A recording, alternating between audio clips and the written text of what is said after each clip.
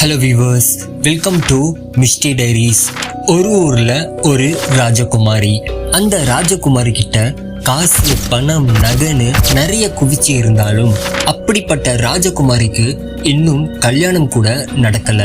வெளிநாட்டுல இருந்து அந்த ராஜகுமாரிய கல்யாணம் பண்றதுக்கு பொண்ணு பார்க்க வராங்க. பொண்ணு பார்க்கறதுக்கு கேவலமாவும் கருப்பாவும் இருக்கிறதுனால வரவங்களும் திருப்பி போயிடுறாங்க. அதை தெரிஞ்ச ராஜகுமாரி ரொம்பவே வருத்தப்பட்டு அழுகுறாங்க. கொஞ்சம் மாசத்துக்கு அப்புறம் ராஜகுமாரியை பார்க்க வெளியூர்ல இருக்கிற ராஜகுமாரன் பொண்ணு பார்க்க வராரு. அவருக்கும் பொண்ணு பிடிச்சு போயிருது. அவருக்கு பிடிச்சு போன பொண்ணு ராஜகுமாரி கிடையாது, ராஜகுமாரி வீட்டுல வேலை பார்க்குற வேலைக்காரியாம். ஆமாங்க, ராஜகுமாரியை விட அங்க இருக்கிற வேலைக்காரி ரொம்பவே அழகா இருப்பாங்க. இந்த விஷயத்தை தெரிஞ்ச ராஜகுமாரிக்கு நெருப்பு போல கோபம் பறந்துகிட்டு இருக்கு. வேலைக்காரியும் கல்யாணத்துக்கு சம்மதம் என்று சொல்லி ராஜகுமாரன் வேலைக்காரியை அழைத்து அரண்மனைக்கு சென்றார். சில நாட்களுக்கு பிறகு ராஜகுமாரனுக்கு கல்யாணம் நடக்க ஆரம்பிக்குது. அந்த கல்யாணத்துக்கு ராஜகுமாரி வராங்க.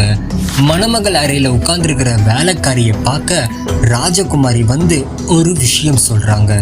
உன்னோட கல்யாணம் நல்லபடியா நடக்கட்டும், நீ நல்லா இருப்ப அப்படின்னு வாழ்த்திட்டு அங்கிருந்து ராஜகுமாரி கிளம்பிடுறாங்க.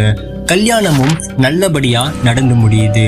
அங்கதான் ஒரு சின்ன ட்விஸ்ட். மணமகளா இருந்தது வேலைக்காரி கிடையாது, ராஜகுமாரி. ஒரு 20 செகண்ட் கதைக்கு பின்னாடி போலாம். ராஜகுமாரி வேலைக்காரியை பார்க்க வரும்போது அங்க வச்சிருந்த பாலுல மயக்க மருந்த கலக்கி கொடுத்திருக்காங்க நம்ம ராஜகுமாரி.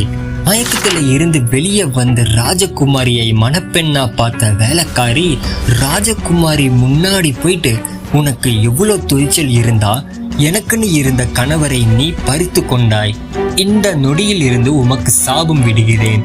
உனக்கு பகல் நேரத்தில் கண் தெரியக்கூடாது, இரவு நேரத்தில் சத்தம் போட்டுக்கிட்டே அலைய வேண்டும்.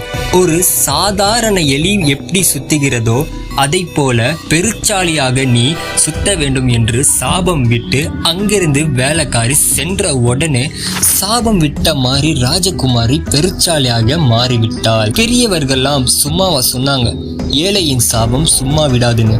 ஓகே ரைட், இதே மாதிரி சுவாரஸ்யமான கதையோட அடுத்த வீடியோல சந்திக்கிறேன். தேங்க்யூ. அப்புறம் இன்னொரு விஷயம், இது கதையல்ல, நிஜம்.